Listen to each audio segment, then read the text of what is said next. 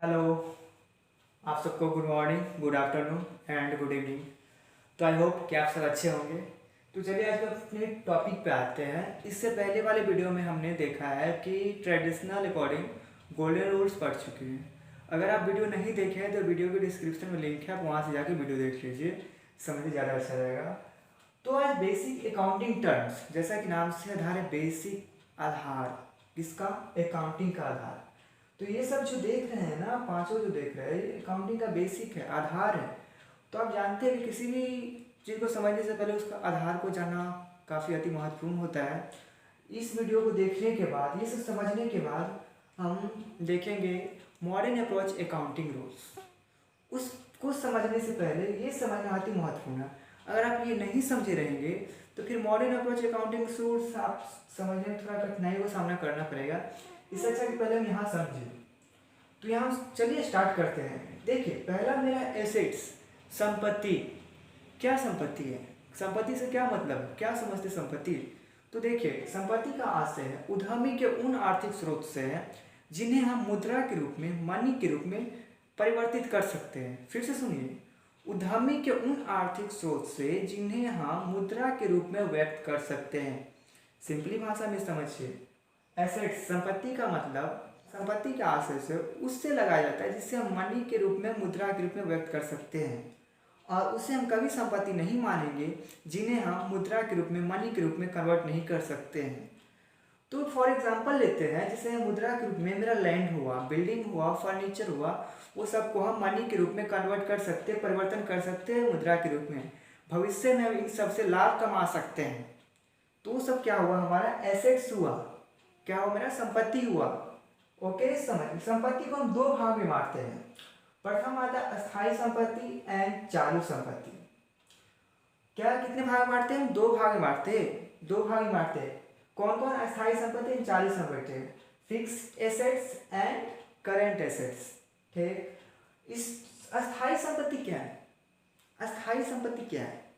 ऐसी संपत्तियां जिन्हें हम शीघ्र मुद्राएं परिवर्तन करने के लिए नहीं रखते, लॉन्ग टर्म में, यानी कि लंबे समावधि के बाद मुद्राएं परिवर्तन करने के लिए रखते हैं। समझ गए कि अस्थायी संपत्ति क्या हुआ? जैसे कि क्या हम आज लैंड खरीदे, आज हम भूमि खरीदे, तो क्या हम 1 मंथ या 2 मंथ के बाद उसको हम सेल कर देंगे, उसे हम बेच देंगे? नहीं, उसे हम लंबे समय अवधि के बाद बेचेंगे, जिससे हमको ज़्यादा अधिक मुनाफा, अधिक लाभ प्राप्त होगा। तो समझिए अस्थायी संपत्ति क्या है? जिससे हम लॉन्ग टर्म, अत्यधिक समय के बाद हम मुद्रा में कन्वर्ट करते हैं, मुद्रा या मनी में, पैसा में परिवर्तन करते हैं। ठीक, तो इसको भी हम दो भाग में बांटते हैं। कितने भाग में? दो भाग में। एक मूर्त संपत्ति हुआ और सेकेंड हुआ अमूर्त संपत्ति है। मूर्त संपत्ति का इंग्लिश होगा tangible assets and intangible assets. मूर्त संपत्ति उस संपत्ति से हैं जिन्हें हम देख सकते, छू सकते, महसूस कर सकते हैं। ठीक, उन्हें हम मूर्त संपत्ति कहते हैं, टेंजिबल एसेट्स कहते हैं। जैसे कि लैंड हुआ, फर्नीचर हुआ, ट्रक हुआ, बिल्डिंग हुआ, ये सब क्या करते हैं? हम छू सकते हैं, देख सकते हैं। तो उन्हें हम क्या बोलेंगे? हम मूर्त संपत्तियां बोलेंगे। अब समझ गए मूर्त संपत्ति क्या होता है? ऐसी संपत्ति जिन्हें हम छू सकते हैं, महसूस कर सकते हैं, अनुभव कर सकते हैं, उन्हें हम मूर्त संपत्तियां कहते हैं। फिर से क्या भाई? अमूर्त संपत्तियां, इंटेंजिबल एसेट्स। अमूर्त संपत्तियां ऐसी संपत्तियां जिनका भौतिक अस्तित्व नहीं होता है और हम उन्हें मुद्रा या मनी के रूप में, पैसे के रूप में परिवर्तन कर सकते हैं। फॉर एग्जाम्पल लीजिए, कॉपीराइट, ट्रेडमार्क एंड सॉफ्टवेयर, ये सब को हम क्या चीज में, मनी या मुद्रा के रूप में हम कन्वर्ट कर सकते हैं। तो समझ गए कि अस्थायी संपत्ति है, इसको हम दो भाग में बांटते हैं, मूर्त संपत्ति, एक अमूर्त संपत्ति। फिर आते हैं हम चालू संपत्ति में। क्या है? चालू संपत्ति, जिसका आशय है करंट एसेट्स, जिसका इंग्लिश होता है करंट एसेट्स। चालू संपत्ति क्या है? ऐसी संपत्तियां जिन्हें हम 6 महीना या साल भर के अंदर हम मनी के रूप में परिवर्तित करते हैं, पैसे के रूप में परिवर्तन करते हैं, परिवर्तित करते हैं, तो उन्हें चालू संपत्ति कहते हैं। चालू संपत्ति में भी तरल संपत्तियां आती हैं, जिसे इंग्लिश में लिक्विड एसेट्स बोलते हैं। तरल संपत्ति ऐसी संपत्ति जिन्हें हम शीघ्र, तुरंत हम मनी या मुद्रा के रूप में परिवर्तन कर सकते हैं। जैसे कि रोकर हुआ, बैंक में जमा रोकर हुआ, प्राप्य बिल हुआ, ये सब क्या है? तरल संपत्ति। तुरंत हम मनी के रूप में कन्वर्ट, क्या बैंक में पैसा है उसको मनी के रूप में बदलने में आपको टाइम लगेगा? बिल्कुल नहीं। जब चाहेगा तब उसे हम मनी के रूप में प्रयोग कर सकते हैं, पैसे के रूप में, या पैसे निकाल सकते हैं। ठीक, तो समझ गए तरल संपत्तियां क्या होते हैं? कोई दिक्कत? नहीं डाउट? तो कहीं भी आपको इसमें समझने में डाउट सेक्शन कहीं प्रॉब्लम तो आप कमेंट सेक्शन में जाके कमेंट करके आप पूछ सकते हैं, ठीक है। उसके बाद आते हैं लायबिलिटीज, जिसका हिंदी होता है दायित्व। क्या? दायित्व। दायित्व से क्या है, लायबिलिटीज क्या है? लायबिलिटीज कहाँ से ऐसे है कि जिन्हें हमको ऐसे धन, ऐसी संपत्तियाँ, ऐसे जिन्हें हमको लौटाना है, जिन्हें हमको देना है, जिन्हें हमको पुनः वापस करना है। मैंने किसी से लिया है, फिर मुझे उसे रिटर्न करना है, उसे वापसी देना है। देखिए दायित्व तो समझिए कि दायित्व क्या, रिस्पॉन्सिबिलिटी। आप भी किसी से कुछ लेते हैं बेटा, तो आपका एक लायबिलिटीज बनता है कि मुझे उसे लौटाना भी है। समझ गए बात को कि दायित्व क्या चीज़ है। तो दायित्व को हम दो भाग में बांटते हैं। देखिए दायित्व कितने भाग में बांटते हैं, दो भाग में बांटते हैं। पहला एक अस्थायी दायित्व, एक चालू दायित्व। कितने भाग में, दो दायित्व में। तो एक अस्थायी दायित्व क्या है, अस्थायी देयता है, अस्थायी दायित्व ये एक, इसके लिए एक समय अवधि रहता है। जैसे कि आप लोन लिए बैंक से ऋण पे, तो आपके लिए ये नहीं रहता कि आप कल ही पूरा चुकता कर दीजिए, ये अस्थायी दायित्व है। ये लॉन्ग टर्म के लिए रहता है कि 6 महीना, 6 साल या 5 साल या कुछ ही समय अवधि के बाद इसको चुकाना रहता है, भुगतान करना रहता है लंबे समय अवधि के पश्चात। ऐसे दायित्व जिन्हें हम लंबे समय अवधि के पश्चात भुगतान करना रहता है, उसे हम अस्थायी देयता या फिक्सेड लायबिलिटीज कहते हैं। समझ गए, कोई दिक्कत? जैसे कि ऋण हो गया, बैंक लोन हो गया या बैंक अधिविकर्ष, ठीक, नो, समझ गए। उसके बाद आता है चालू दायित्व, करंट दायित्व। चालू दायित्व से ऐसे दायित्व जिन्हें हमें शीघ्र भुगतान करना रहता है, जिन्हें हमें शीघ्र यानी कि जल्द ही 6 महीना या 3 महीना के अंदर हमको भुगतान करना रहता है, उन्हें चालू दायित्व कहते हैं। Stop, cut out.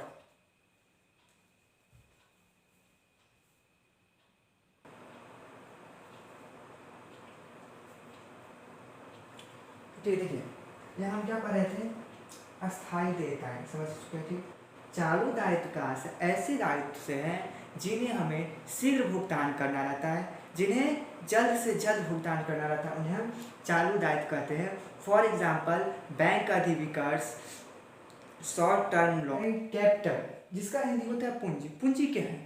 पूंजी, व्हाट इज पूंजी? पूंजी उस धनराशि या माल को पूंजी कहते हैं जो एक व्यवसाय के स्वामी व्यवसाय को स्टार्टअप शुरुआत करने में जो मनी लगाते हैं, जो पैसा लगाते हैं, उसे हम पूंजी कहते हैं। समझ गए पूंजी क्या कहते हैं? पूंजी उस धनराशि या माल से है जो व्यवसाय के स्वामी एक व्यवसाय को स्टार्टअप करने में जो मनी लगाते, जो पैसा लगाते, जो रुपीस लगाते हैं, उसे पूंजी कहते हैं। समझ गए, कोई दिक्कत? पूंजी को हम दो भाग में बांटते हैं। पहला है स्थिर पूंजी एंड कार्यशील पूंजी।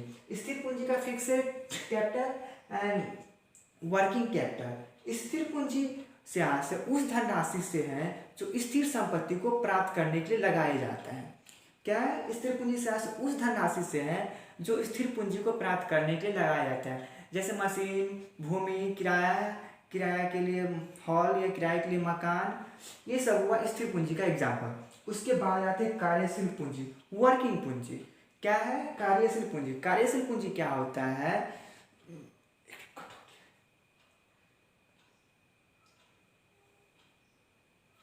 कार्यशील पूंजी, कार्यशील पूंजी हुआ है जो व्यवसाय के दैनिक कार्यों के लिए प्रयोग किया जाता है, उसे हम कार्यशील पूंजी कहते हैं। क्या है कार्यशील पूंजी? जिससे हम व्यवसाय के लिए दैनिक कार्यों में प्रयोग करने के लिए जो हम करते हैं, यूज करते, इस्तेमाल करते हैं, उसे हम कार्यशील पूंजी कहते हैं।